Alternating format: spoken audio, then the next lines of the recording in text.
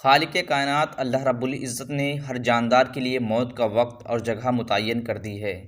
और मौत ऐसी शय है कि दुनिया का कोई भी शख्स, ख्वाह वो काफिर हो या फाजिर, हत्ता कि दहरिया ही क्यों ना हो, मौत को यकीनी मानता है। अगर कोई मौत पर शक व शुबा भी करे तो उसे बेवकूफ़ों की फहरिस्त में शुमार किया जाता है, क्योंकि बड़ी बड़ी मादी ताकतें और मशरिक़ से मगरिब तक कायम सारी हुकूमतें मौत के सामने आजिज़ व बेबस हो जाती हैं।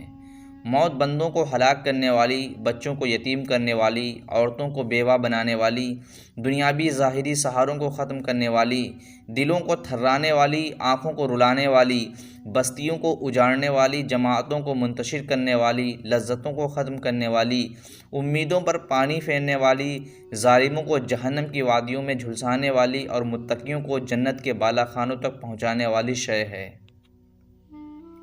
मौत ना छोटों पर शफ़क़त करती है, ना बड़ों की ताज़ीम करती है, ना दुनियावी चौधरियों से डरती है, ना बादशाहों से उनके दरबार में हाज़िरी की इजाज़त लेती है। जब भी हुक्म खुदाबंदी होता है तो तमाम दुनियावी रुकावटों को चीरती और फाड़ती मतलूब को हासिल कर लेती है। मौत ना नेक सालेह लोगों पर रहम खाती है, ना ज़ालिमों को बख्शती है। अल्लाह ताला के रास्ते में जिहाद करने वालों को भी मौत अपने गले लगा लेती है और घर बैठने वालों को भी मौत नहीं छोड़ती। उखरबी अब्दी ज़िंदगी को दुनियावी फ़ानी ज़िंदगी पर तरजीह देने वाले भी मौत की आगोश में सो जाते हैं और दुनिया के दीवानों को भी मौत अपना लुक़मा बना लेती है। मौत आने के बाद आँख देख नहीं सकती, ज़ुबान बोल नहीं सकती, कान सुन नहीं सकते, हाथ पैर काम नहीं कर सकते। मौत नाम है रूह का बदन से ताल्लुक़ ख़त्म हो जाने का और इंसान का दार फ़ानी से दार बुका की तरफ कूच कर जाने का। तरक्की याफ्ता साइंस भी रूह को समझने से कासिर है। हालांकि अल्लाह ताला ने कुरान करीम में वाज़ेह तौर पर ऐलान फरमा दिया है, रूह सिर्फ़ अल्लाह का हुक्म है। मौत पर इंसान के आमाल का रजिस्टर बंद कर दिया जाता है और मौत पर तौबा का दरवाज़ा बंद और जज़ा व सज़ा का वक्त शुरू हो जाता है। हुज़ूर अकरम सल्लल्लाहु अलैहि वसल्लम ने इरशाद फरमाया, अल्लाह ताला बंदा की तौबा कबूल करता है यहाँ तक कि उसका आखिरी वक्त आ जाए। हम हर रोज़, हर घंटा, बल्कि हर लम्हा अपनी मौत के करीब होते जा रहे हैं। साल, महीने और दिन गुजरने पर हम कहते हैं हमारी उम्र इतनी हो गई, लेकिन हकीकत ये है कि ये अय्याम हमारी ज़िंदगी से कम हो गए। इन मज़कूरा आयात से मालूम हुआ कि हर शख्स का मरना यकीनी है, लेकिन मौत का वक्त और जगह सिवाय अल्लाह ताला की ज़ात के किसी बशर को मालूम नहीं। चुनांचे बाज़ बचपन में तो बाज़ उन्वान शबाब में और बाज़ अधेड़ उम्र में, जबकि बाकी बुढ़ापे में दाई अजल को लब्बैक कह जाते हैं।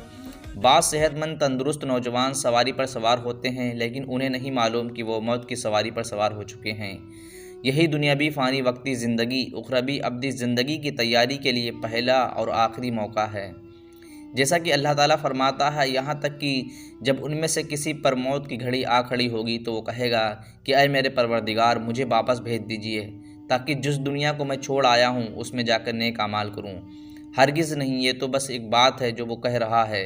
अब इन सब मरने वालों के पीछे एक बरज़ख है जब तक कि वो दोबारा उठाए जाएं।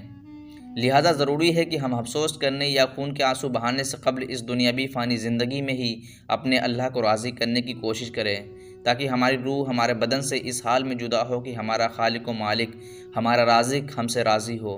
आज हम सिर्फ़ फ़ानी ज़िंदगी के आर्जी मकासद को सामने रख कर दुनियावी ज़िंदगी गुजारते हैं और दुनियावी ज़िंदगी के ऐशो आराम और वक्ती इज़्ज़त के लिए जद्दोजहद करते हैं। लिहाजा आइए दुनिया को दुनिया के पैदा करने वाले की ही ज़ुबानी समझें। और ये दुनियावी ज़िंदगी तो जन्नत के मुकाबले में धोखे के सामान है, सिवा कुछ भी नहीं। दुनियावी ज़िंदगी का फ़ायदा आखिरत के मुकाबले में कुछ भी नहीं, मगर बहुत थोड़ा।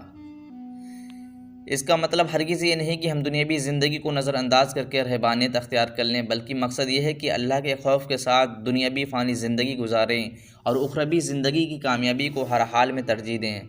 अल्हम्दुलिल्लाह हम अभी बाक़यद हयात हैं और मौत का फ़रिश्ता हमारी जान निकालने के लिए कब आ जाए मालूम नहीं।